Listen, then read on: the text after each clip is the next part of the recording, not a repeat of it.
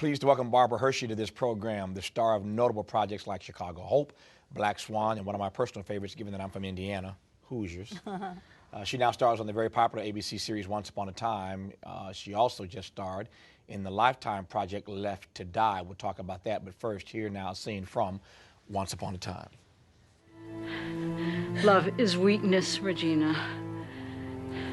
It feels real now. At the start, it always does. But it's an illusion. It fades, and then you're left with nothing but power. True power endures. And then you don't have to rely on anyone to get what you want. I've saved you, my love. You've ruined everything. I loved him. I loved him! Enough! I've endured this long enough.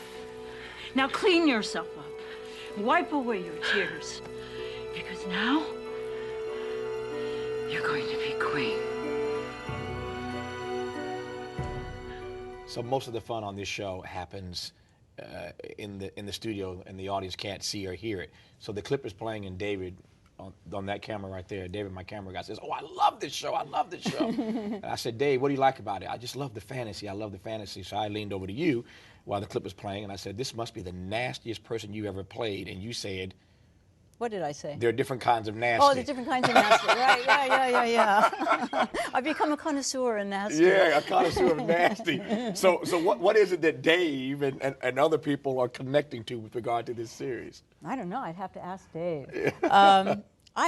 You know, for me, she's just extremely psychotic and passive aggressive. That explains it. That's you know, right. But it's also imaginative stuff, and I get to go like this, and someone flies across the room, or I tear hearts out of people, and you know, little things like that. So evil. Yeah, I just turned someone into a fish the other day. It's just, you know, you can't say that very often in your life.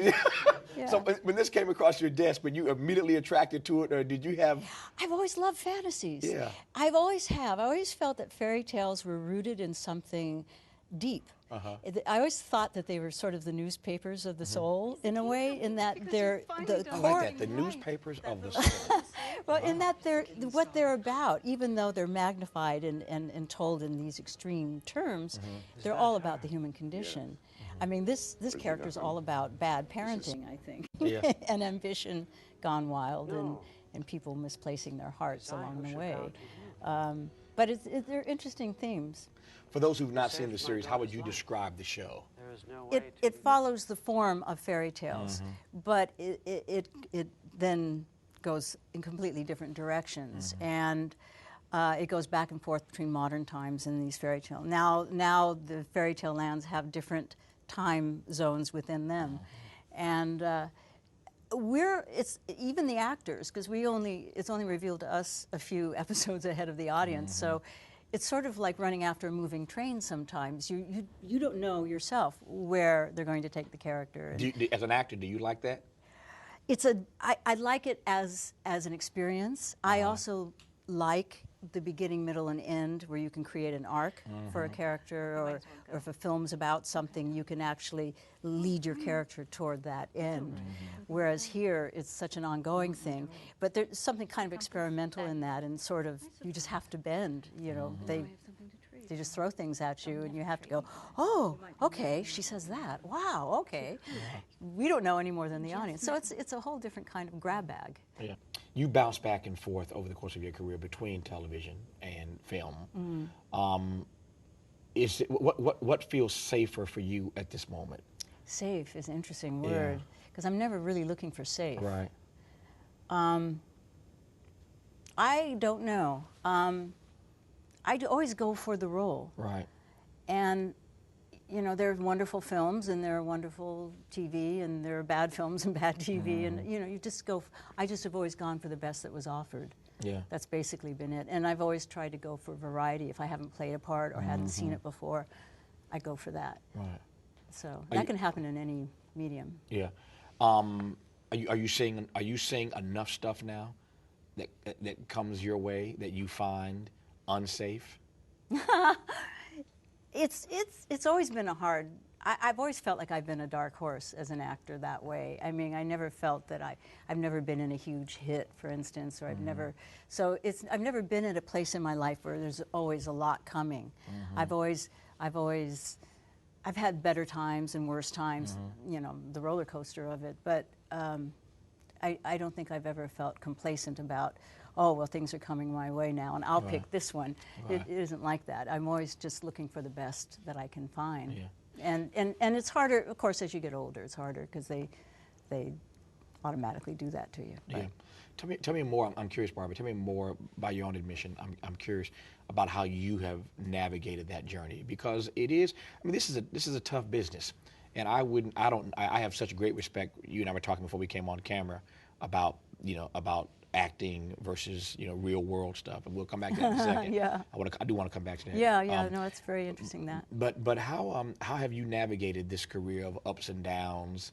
I'll tell you, the one thing that isn't dependent on whether I'm hired or not is my love of acting, and it's been the one thing that's like been a golden thread inside me, so that no matter what, I can be disappointed, and I just let myself feel that and go through it. I don't block it, and then I just recover. But it's my love of acting that is there always, always, always. So that can't be taken from me, no matter what. So that's always gotten me through all of it. Yeah. Well, now to that conversation we had before we came on the air. So the minute you sat down, I barely had a chance to say hello to you. Nice to meet you. Glad you're on the show. And you immediately went serious on me. Well, that's my nature, yeah, I guess. you went serious on me about politics and about the election, and about my work on poverty and all the other things. Yeah. So I take it that this stuff, that you're pretty serious person. Oh yeah, but like serious. I'm like you. I mean, you like a variety. You like to laugh too. Right.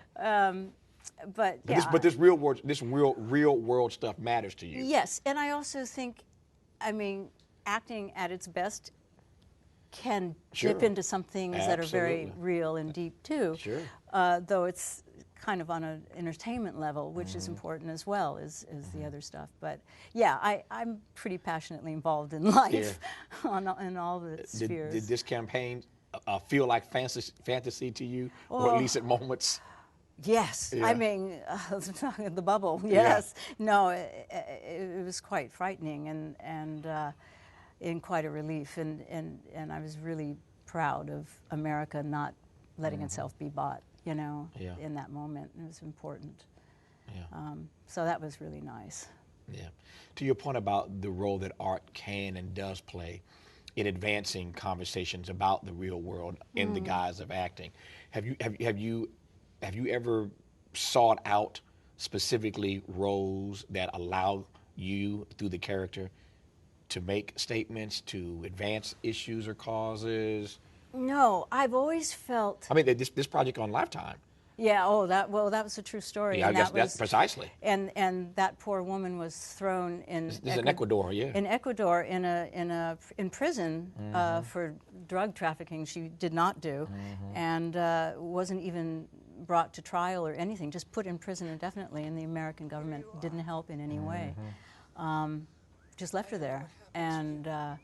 Yeah, so that was quite eye-opening to talk to her and to experience that. But I think for me it boils down to a kind of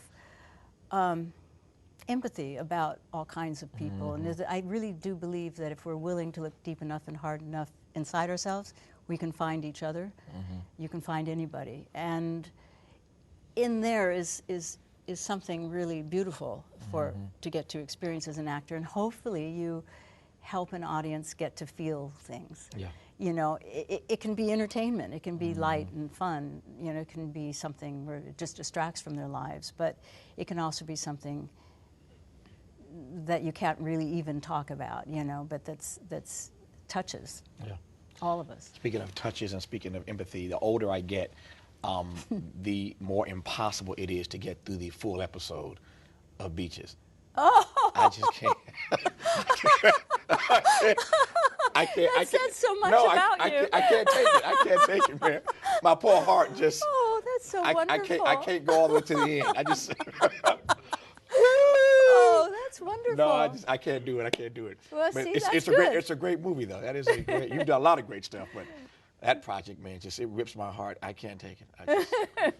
Well, I'm still ripping hearts out. Just a different way. Yes, you are.